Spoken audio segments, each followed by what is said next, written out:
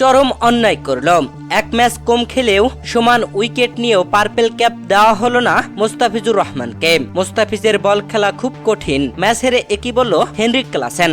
দর্শক, আইপিএলে সানরাইজ হায়দ্রাবাদের বিপক্ষে নিজেদের নবম ম্যাচে চেন্নাই সুপার কিংস খেলতে নেমেছিল। আর এই ম্যাচে চেন্নাই সুপার কিংস দাপুটে এক জয় তুলে নিয়েছে। যেখানে চেন্নাই আগে ব্যাট করে 213 রান টার্গেট দিলে সেই টার্গেটে ব্যাট করতে নেমে সানরাইজ হায়দ্রাবাদ 134 রানেই অল আউট হয়ে যায়। এই ম্যাচে মোস্তাফিজুর রহমান দুর্দান্ত বল করেন, যেখানে মোস্তাফিজ শেষ 19তম ওভারে বল করতে এসে দারুণ বোলিং এ 2 উইকেট তুলে নিয়ে অল আউট করে দিয়েছেন সানরাইজ হায়দ্রাবাদকে। তবে 10ম ওভারে বল করতে এসে হেনরিক ক্লাসেন রীতিমতো চমকে দিয়েছিলেন। ব্যাটিং এ যেন বলই চোখে দেখছিল না হেনরিক ক্লাসেন। এই ওভারে বল করতে এসে মোস্তাফিজুর রহমান খরচ করেছিলেন মাত্র 5 রান। দর্শক, এই ম্যাচে মোস্তাফিজুর রহমান 2 ওভার 5 বল করে 2 উইকেট নিয়ে দিয়েছিলেন 19 রান। আর এই 2 উইকেট তুলে নিয়ে পার্পেল ক্যাপ প্রতিযোগিতায় সর্বমোট 8 ম্যাচ খেলে 14 উইকেট নিয়ে প্রথম স্থানে উঠেছেন। তবে 9 ম্যাচ খেলে 14 উইকেট নেওয়া জাসপ্রীত বুমরা মাথায় পড়েছেন পার্পেল ক্যাপ। মোস্তাফিজের মাথায় দেওয়া হয়নি পার্পেল ক্যাপ। চেন্নাই সুপার কিংসের কাছে এই ম্যাচ হারের পরে উপস্থাপকের করা প্রশ্নের জবাবে হেনরিক ক্লাসেন বলেছিলেন,